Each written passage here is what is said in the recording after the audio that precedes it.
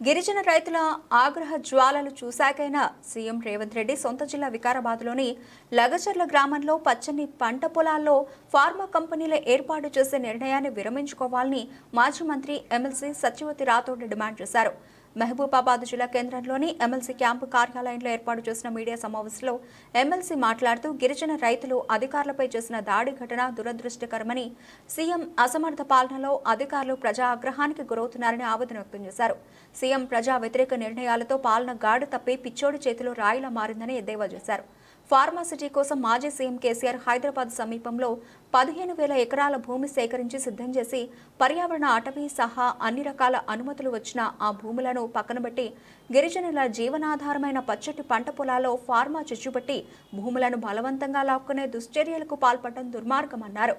CM Revanth Reddy 11 నెలల పాలనలో ఢిల్లీలోని అధిష్టానాన్ని ప్రసన్నం చేసుకోవడానికి 25 సార్లు వెళ్లాడని, ఢిల్లీకి కప్పాలు కట్టే మీదున్న శ్రద్ధ పాలన మీద లేదని ఆగ్రహం వ్యక్తం చేశారు.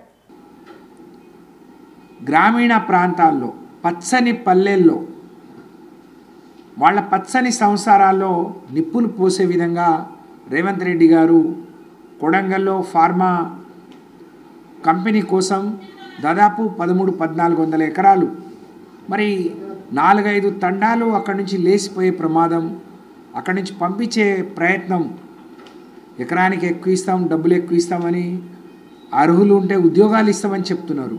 కానీ 100 ఏళ్లుగా ఆ ప్రాంతాన్ని నమ్ముకొని, ఆ ఊళ్ళని నమ్ముకొని, ఆ భూములను నమ్ముకొని ఉన్నవాళ్ళు అన్యాయంగా రోడ్డున పడే పరిస్థితి వచ్చింది. అది గమనించకుండా ముఖ్యమంత్రి అనే అహం,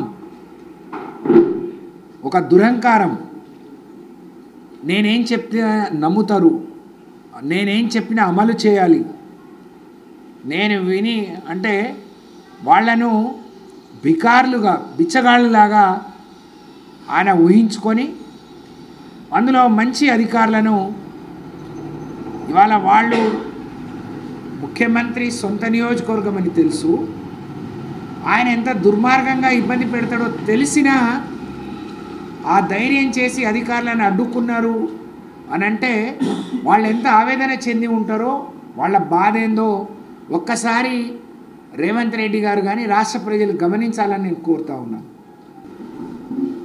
ఎంత దురదృష్టం అంటే నిజంగా అలాంటి గొడవలు అలాంటి ఇది జరగకూడదు.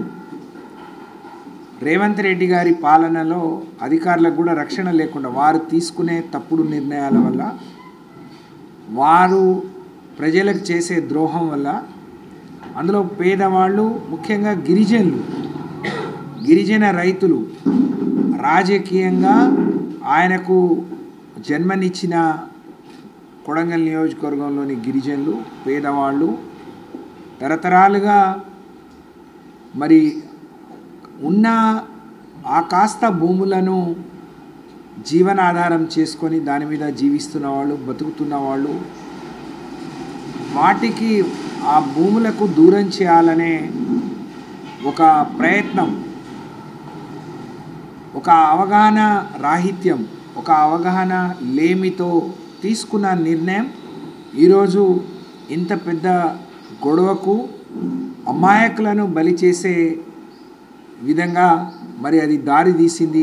దీనికి ఈ రాష్ట్ర ప్రభుత్వం రేవంత్ రెడ్డి గారు బాధ్యత వహించాలని చెప్పి నేను డిమాండ్ చేస్తూ ఉన్నాను.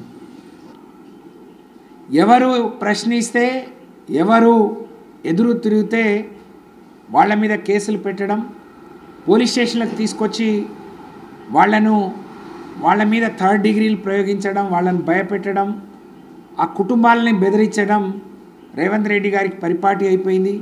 ఇది చాలా దురదృష్టకరం, బాధాకరం. ఆ గిరిజనులను నిజంగా